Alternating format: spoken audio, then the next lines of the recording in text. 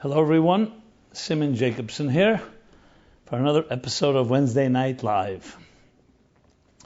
Ordinary people becoming extraordinary. Even the mere title itself is tremendous insight into the human condition. We live in a world inundated by the fireworks and the drama, albeit superficial drama that is displayed and beamed at us and streamed at us literally every moment of our lives.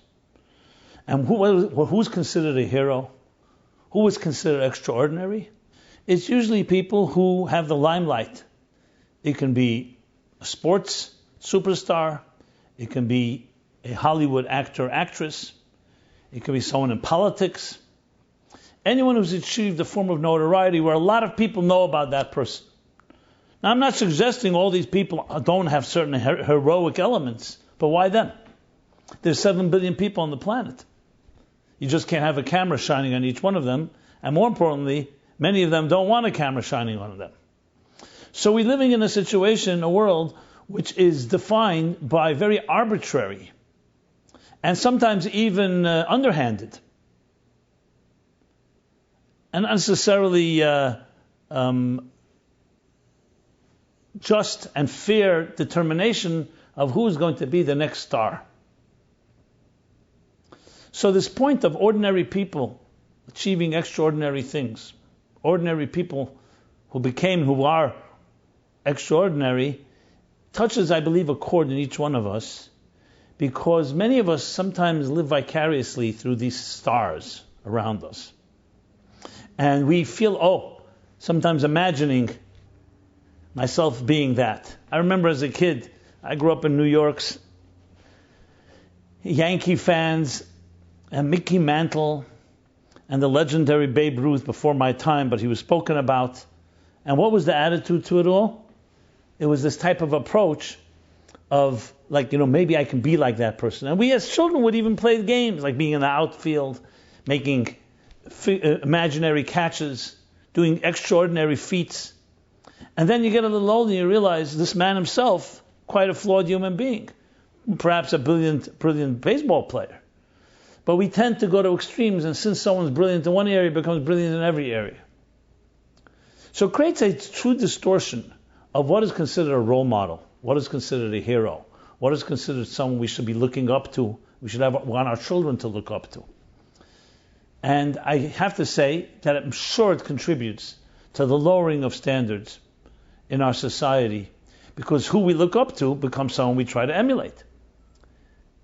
Now, we're not looking for perfection here. There's no such thing as a perfect human being. I just want to and neither am I trying to knock in any way undermine people who have achieved success and excellence and notoriety in a positive way in many fields. Some people talk about Michael Jordan. They say I would cry when I saw him literally floating to get a shot into the basket. Or other Olympic feats, other extraordinary accomplishments in whatever world it may be. No one is taking away from that, and no one's even taking away from the romance of it, which is the imagination that it sparks within us, and also that sheer drive for excellence that people are committed to. You usually don't hear about the nightmares around it. Look at the big scandals around the American Olympic gymnastics. And the doctor, I don't want to mention his name, what he did to hundreds and hundreds of young innocent girls. So that beauty, the glamour, the glitz that were shown on screen, and with life stories, if you ever watch Olympics, you see the production, and much of it is very moving and touching. But they don't show you the other side, just like they don't show you the images of distorted ballet feet of young girls who become ballet dancers.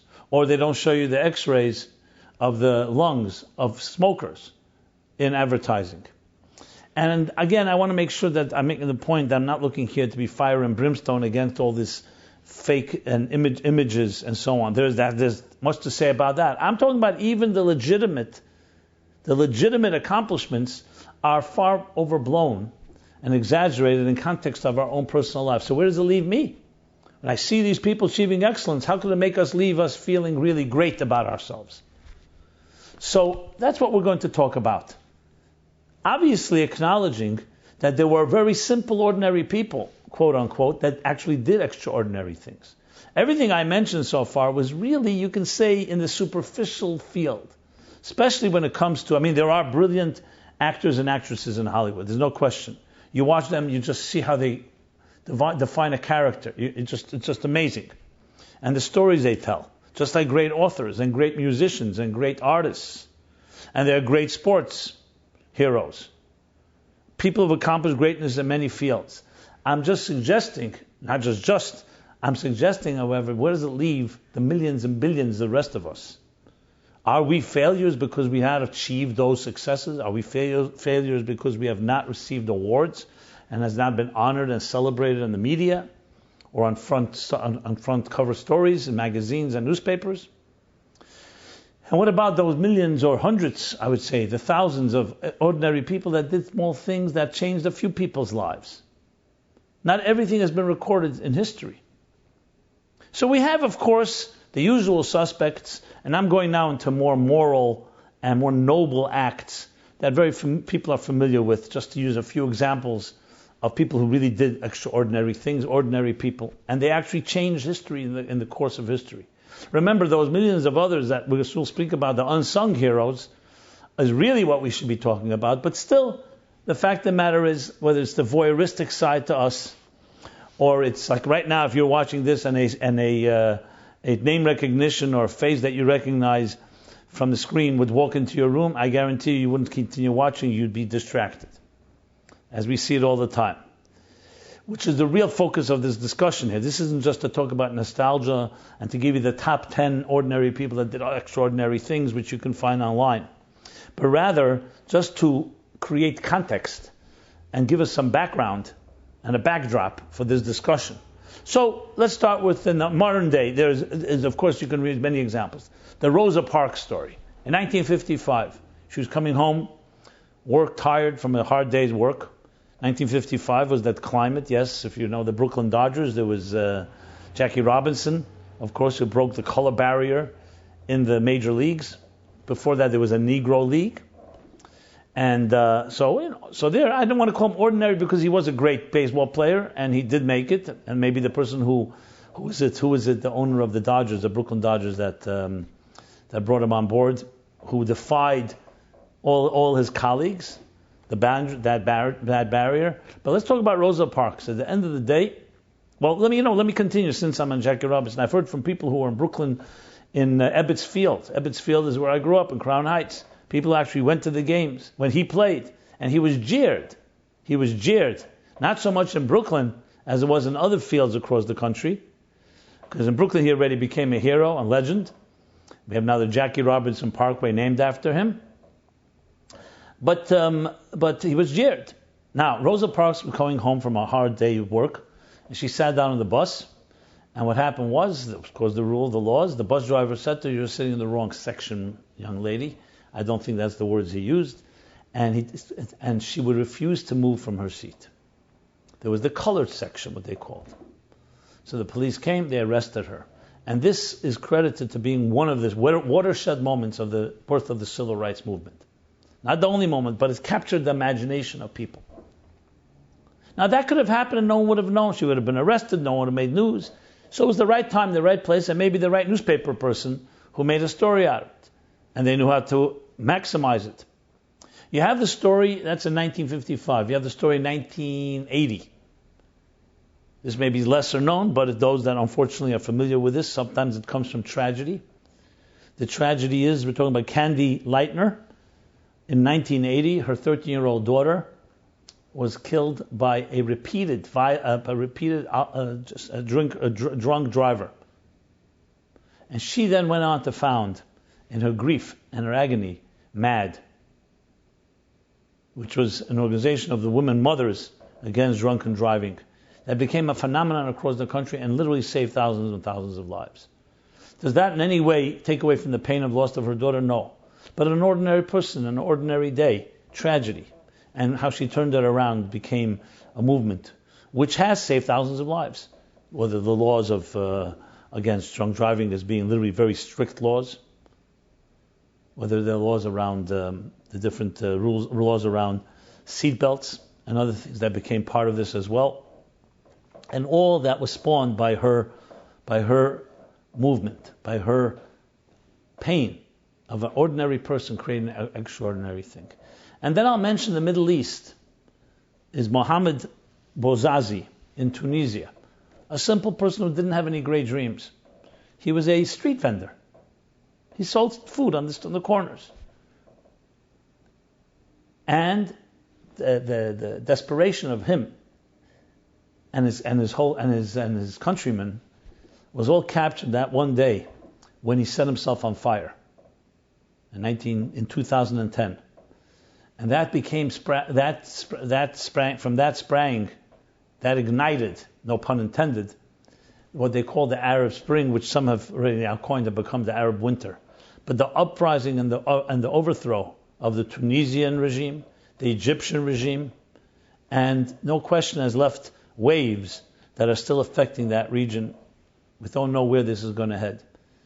But that was captured on social media. Social media, of course, magnifies and amplifies everything going on. And that also became a reflection of a tremendous movement, which I'm not going to say everything about it is good, but a big part of good is that it overthrew tyrants and showed there can be change in this very primitive and tribal region of the world that is still haunting all of Earth. Just 3 examples. And then, of course, I want to use the example that maybe is the best one. Because these people were ordinary people in the regular sense of the word. Another person who was notorialized, how would you say that, became famous in Steven Spielberg's film, Schindler's List.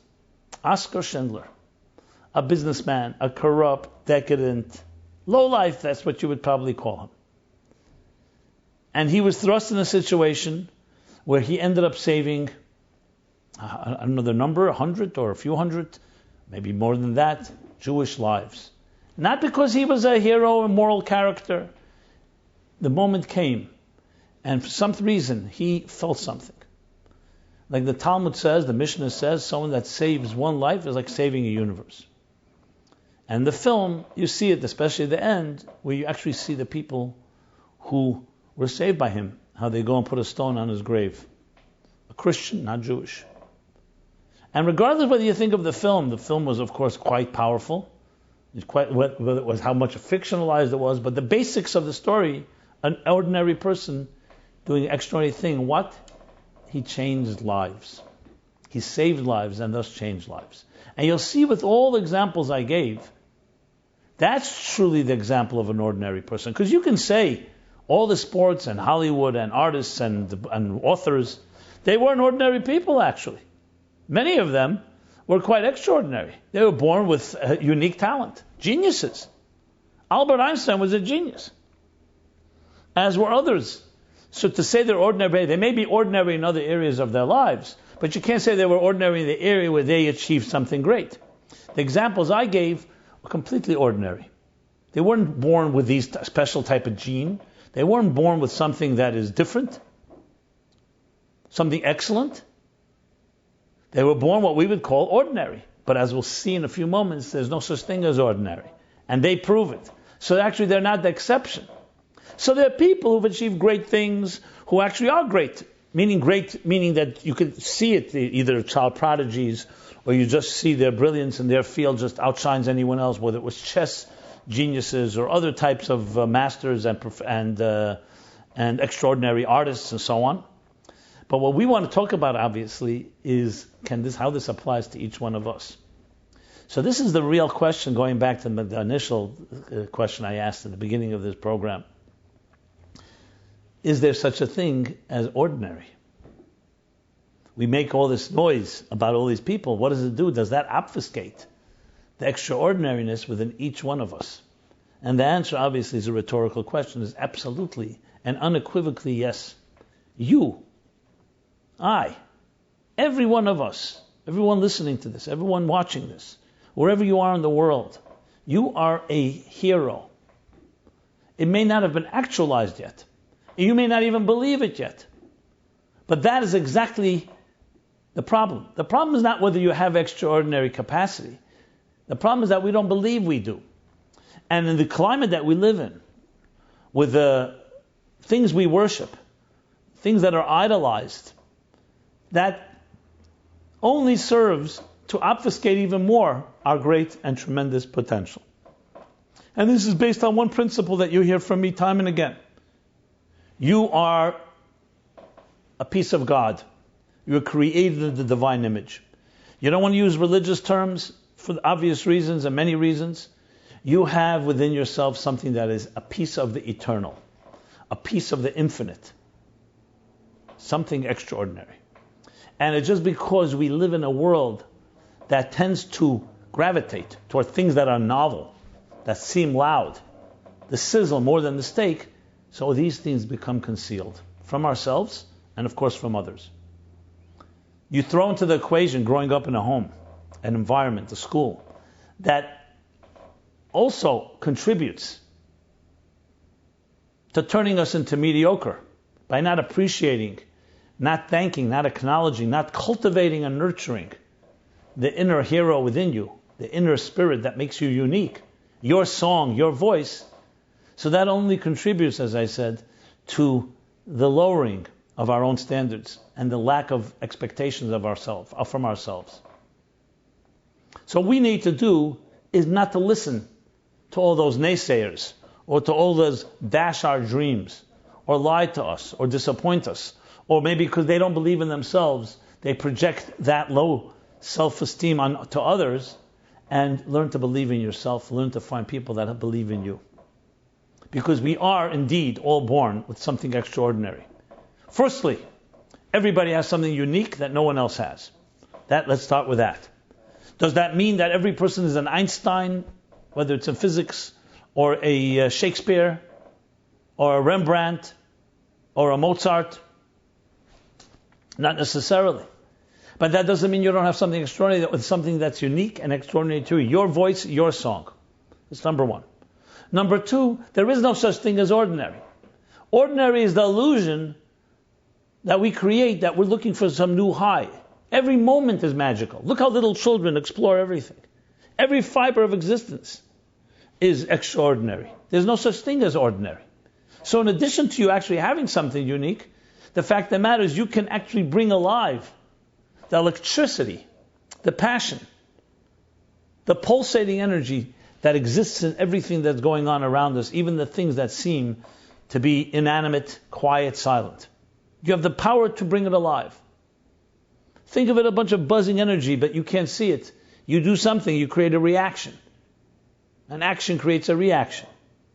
Every cause creates an effect, and you bring it alive. We have that opportunity every given moment. The great mystic, the founder of the Hasidic movement, the Baal Shem Tov, he says, and I have a chapter of this in Torah Meaningful Life. Read that chapter. It's a very powerful chapter on miracles, closer to the end of the book. He says, the only difference between a miracle and a natural event is frequency. Everything is a miracle. Frequency. If the sun were to rise once in our lifetime, people would come running out. Wow, look at this. And bring camera crews. And bring our families. Look at this sight. A ball rising in the horizon. Setting in the horizon. But since it happens every morning, we yawn, literally, and we're probably asleep during sunrise.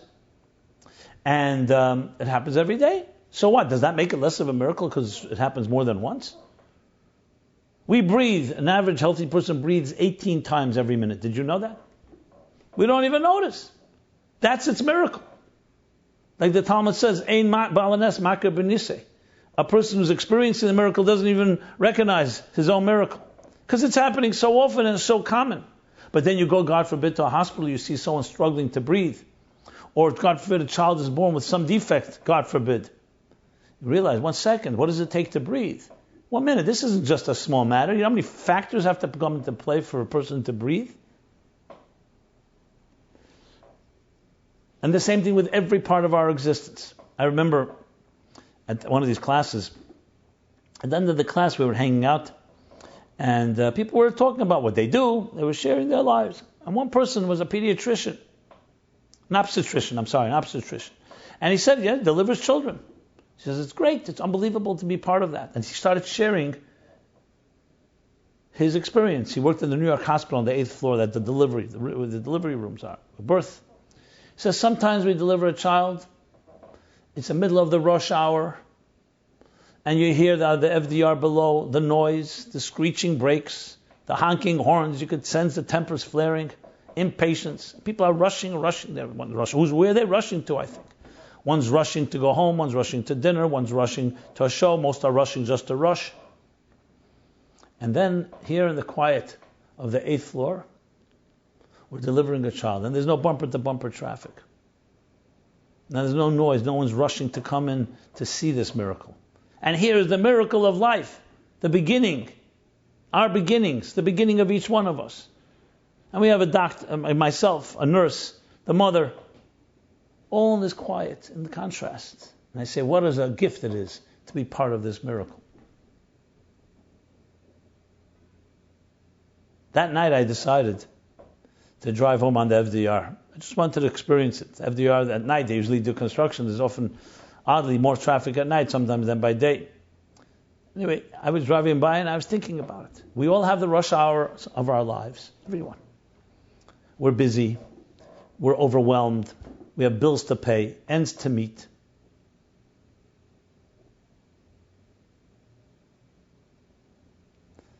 Pressures, expectations, demands. You can fill in the gaps.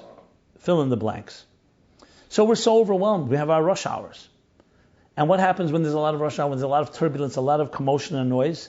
It drowns out what is called the kol demama daka, the gentle, subtle voice inside your soul. It drowns it out. When you have beautiful, gentle sounds coming from a violin, from a humming violin, and then suddenly someone makes a tremendous noise, what happens? You don't hear it. The subtlety gets drowned out and overwhelmed by the extra terrestrial, I was going to say, extraneous sounds. The same thing is happening inside of us. Each one of us has beautiful music. You see a child born, who doesn't recognize the miracle? But then it's happening every day. Yes, there are, God forbid, exceptions, but it's happened so often we lose the sensitivity and appreciation of the miracle. So miracles, basically, nature is basically many miracles repeated. So there's no such thing as ordinary. The challenge is, how do you see the extraordinary within the ordinary? The miraculous in the natural. That's the challenge. And you begin by looking at yourself. Do you see yourself as miraculous or as natural? Do you see yourself as a novelty or as a habit? Are you just a product of circumstances or a victim of circumstances? Or are you creating destiny? Are you reactive or proactive? All these are bound to one formula, one principle. Are you unique and extraordinary, or are you ordinary?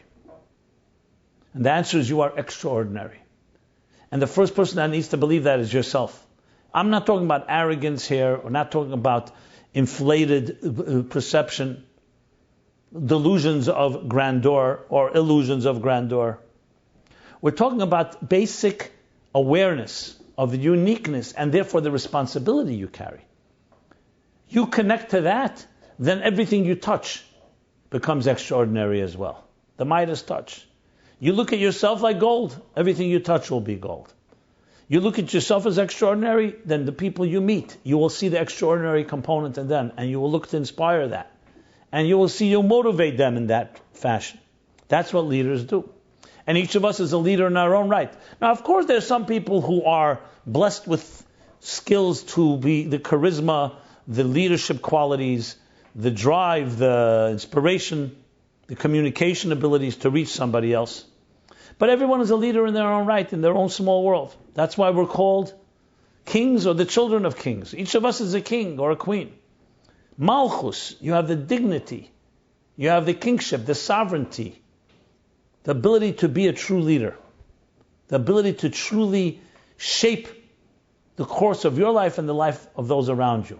Now, I don't know if the Rosa Parks and the Leitners or the Bozazis or the Schindlers of our last generation or two were even aware of this. Did they hear a class like this? Not necessarily. It could very well be circumstances led them to a place, and the right time, the right place, the right characters, the right challenges, and they rose to the occasion. Schindler could have lived 20 years later and no one would even know he existed. And he may never have done anything heroic of that caliber. Look how many people of his colleagues, of his compatriots, and the co-citizens of his countries, in Austria and Germany, what they did, the exact opposite. And their names will be buried in shame and erased. We say, Yemach Shemam v'zichram, their names should be erased, and their memories. Because what they did was, we won't call extraordinary, but what they did was, it was animalistic, was inhumane.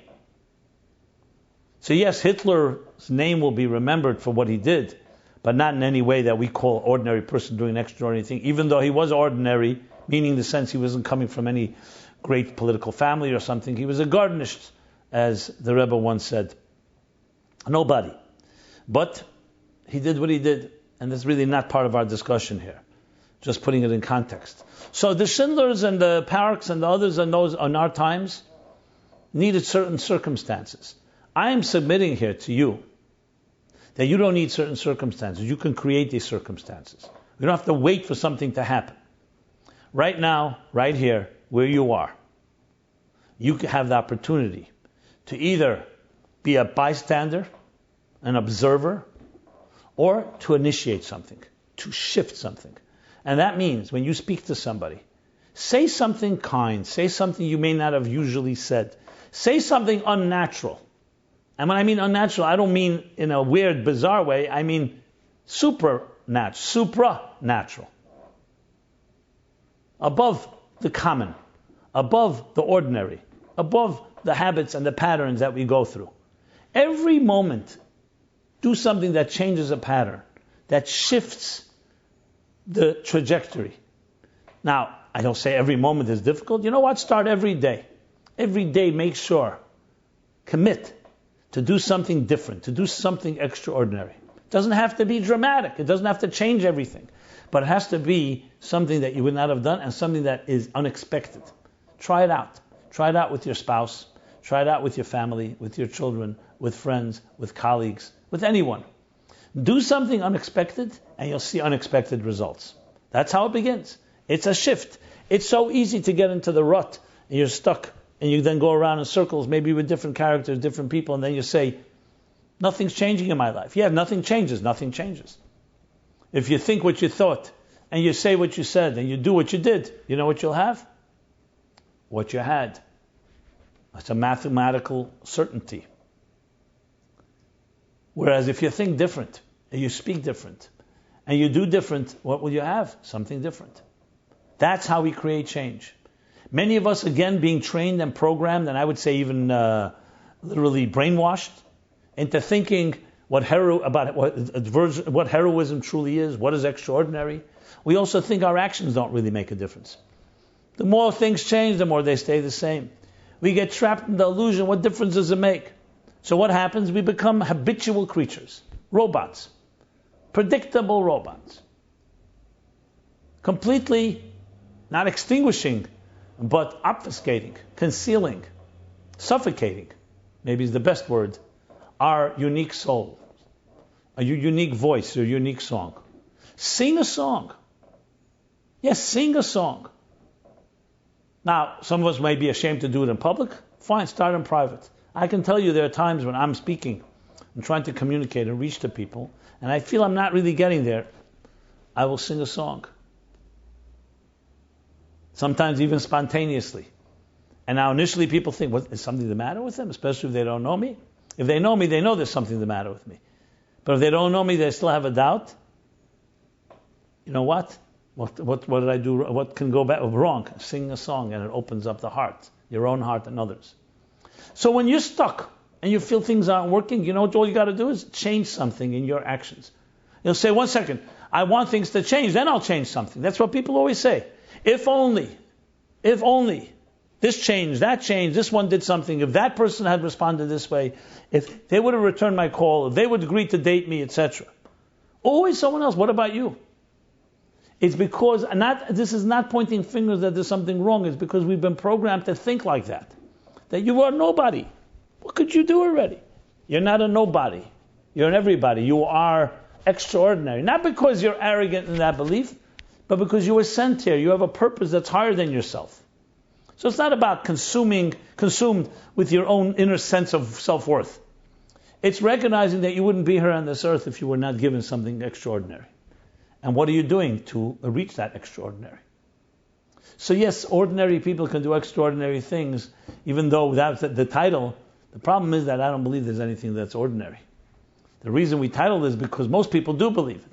And the only way to dispel a myth is by beginning to address it in the context that people are familiar with and comfortable with. So in that sense of the word, and let's go into a little deeper, let's call what they call under the dashboard, behind the scenes. In Kabbalistic texts, when it talks about these two approaches, one is we'll call natural, and the other we'll call supra, not supernatural, but supranatural, meaning above the common, above the ordinary. So there are two different types of energies that are referred to. One is called the immanent energy, mamala kalam, the energy that energizes, vivifies existence, the energy within your soul that manifests in your body. In the divine names, it's called Elokim, which is the gematria. Gematria is the numerical equivalent. Every Hebrew letter has a number to it. So Elokim is the gematria of Hateva, the nature. Then there's the transcendent energy called Sovov Kalam, beyond us. Something transcendent. You go out of yourself to experience it. And that's associated with a divine name called the Tetragrammaton, the name of the four letters, Yud, K, Vav, K, Yud, Hey, Vav, Hey, Havaya. We don't pronounce it because of its holiness. That's the higher level. And these two names you'll find to be very universal throughout biblical texts and the Talmudic texts, as well as, of course, in the mystical texts. They refer to these two types of dimensions. And what it means personally, we also have these two types of energy. We have energy that we invest in the things that we need, our survival. You invest energy in breathing, you invest energy in eating and drinking and sleeping and doing work and interacting with others and so on. And traveling and commuting. Then there's a side of your dimension of you that is called beyond survival, the transcendent side in your life. For some of us, we feed that through reading, through romance, through travel, through not the physical travel, but looking at new exotic sights, sexuality, religion, faith, spirituality, music, art, and so on. It is basically the human condition sensing that survival is not enough. There's something more to life. We all have it. And there's a fundamental drive in each one of us, and each of us are going to have to feed it. That drive, that restlessness in the soul, that I've often discussed as being similar to a flickering flame. Does not rest in one place. It's constantly moving. That's the spirit. It's not satisfied with the mediocre. It's not satisfied with the status quo. It's not satisfied with inertia. So what do we do with that flame? So in a healthy sense, you seek, you yearn, you long, you aspire, you pine for something greater. And how does that play itself in our lives? You do things that are not ordinary. The transcendent within you compels you to do something that's not ordinary. If you give in and numb that voice, then you become a survivor. You become someone who lives a life of quiet desperation. And what do you do with that transcendent, restless spirit? You either bury it and just see it as being an enemy almost. I've heard this from people.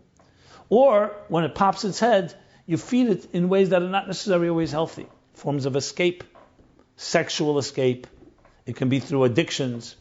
It can be through drugs, through alcohol. It can be through gambling. It can be through all the A's, all the, what they call the anonymous, the AAs, and there's all the different types of addictions, anonymous or not anonymous. Because the spirit needs to be fed, and a thirsty person can't go long without drinking. So numbness, obviously, we know is not a very good option. Repression is not a healthy option. The option of feeding it and the relief that we seek through means that are ultimately destructive ultimately take control of your life instead of you controlling it, is clearly also not an option. So what's left? What's left is feeding it in a healthy way. Doing extraordinary things.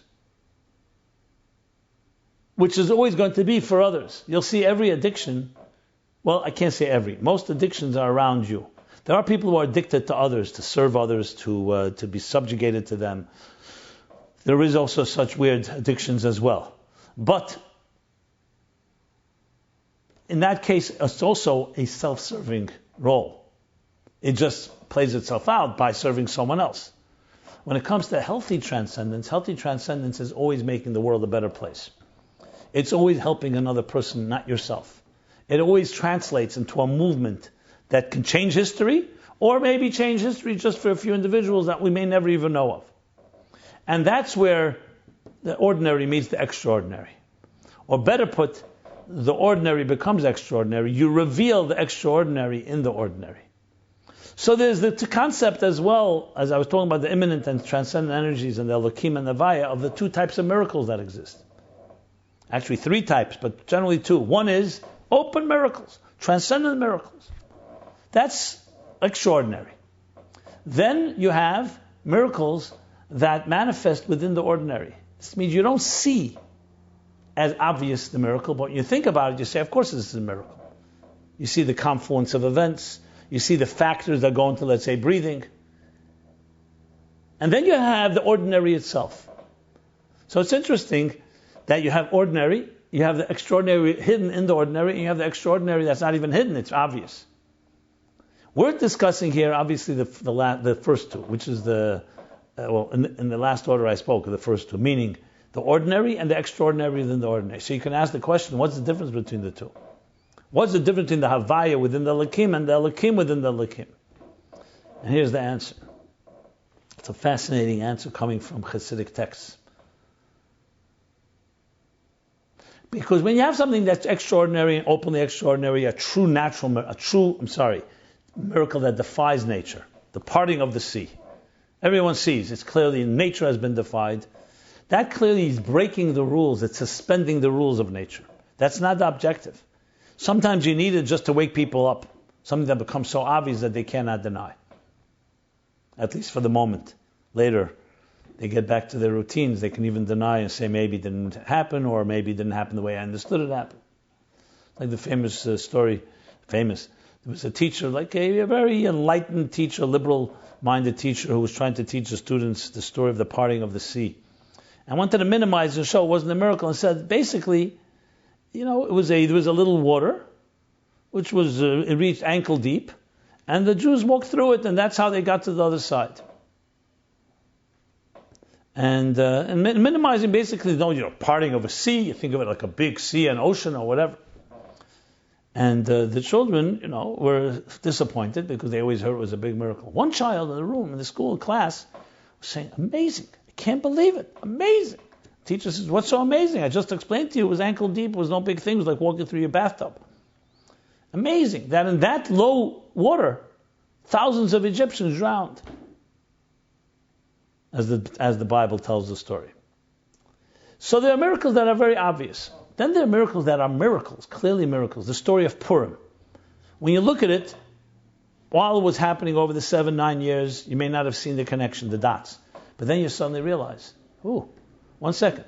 Achashverosh, the king, happened to be a king. He happens to kill his wife for whatever reason. Mordechai happens to be overhearing a plot and conspiracy against the king's life. All unrelated to one another. The king happens to be looking for a new wife. She happens to end up being Esther, the niece or daughter of the niece of Mordechai.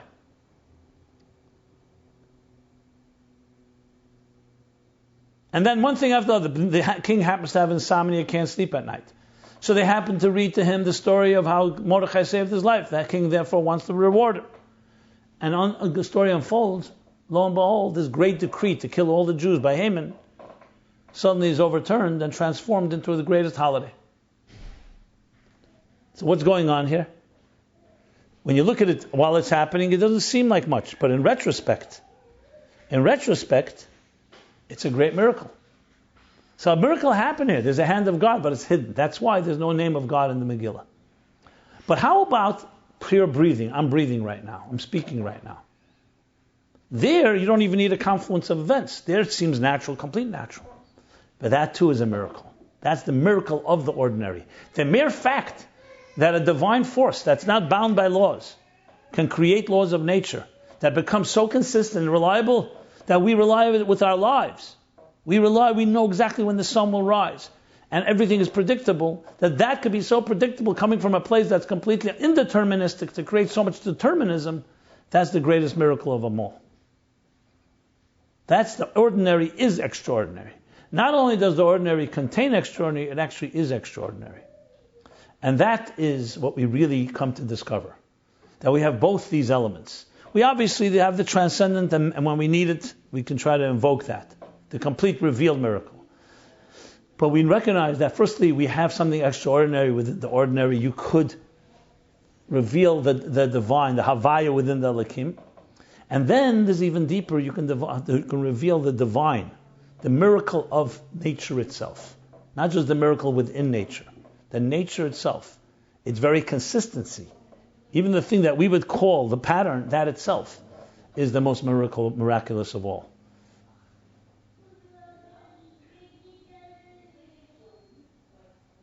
There were these three Hasidim sitting once around the fire, and they were comparing the miracles of their masters, their Rebbes.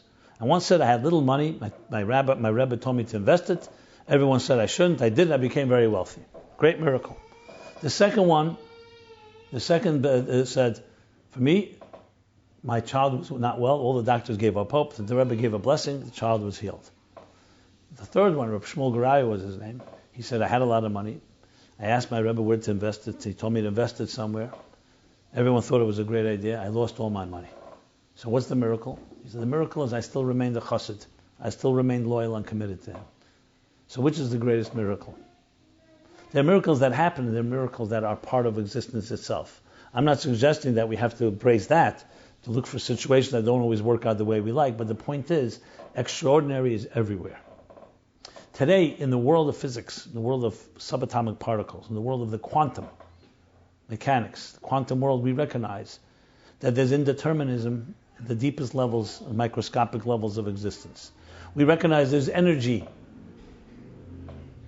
pulsating everywhere and all the time. So there's no such thing as ordinary anymore. Everything has extraordinary. And with that, I want to bless each one of us, is have the strength, the courage to be yourself, to sing your song, to do something that is not the usual. Do the unusual. And start with small things. Something that would not have been a regular expected pattern. Just start with that. And move from there. And if you make a shift, you cause a shift in others. You see a situation when someone's being ignored who needs support in school. Someone being bullied. Someone being ignored. Do something different. Act different. Speak different. Do different. And think different. And you'll create difference. All of us have opportunities that come our way all the time. People who may be needy, people who come our way that we are sitting nearby, let's say in a commute or on a plane. Now we travel during the summer months in this hemisphere and we meet people that we may not have met otherwise. Everything is an opportunity waiting for your extraordinary spirit to emerge and do something with it. So actualize it, use it. This is one of the missions, one of the ways I would articulate the mission of the Meaningful Life Center. Help each one of us to become extraordinary. Take something and turn it into something that is unusual. Take the usual and see it as unusual. Turn it into something unusual. That sparks new energy in our lives. It gives us new momentum, new hope, new possibilities. Everyone be blessed. Until next Wednesday. This has been Simon Jacobson on Wednesday night, every Wednesday night, 8:30 p.m. And we should have all a blessed week, an unusual week, an extraordinary week. Thank you so much. Please write to us at meaningfullife.com. There's a lot of resources you can find on our website, as well on the social media circuits and platforms. And don't hesitate to ask us anything you'd like us to address. We're here for you. and let's join together in a partnership of making our lives extraordinary and making our communities and our world an extraordinary world. Be well.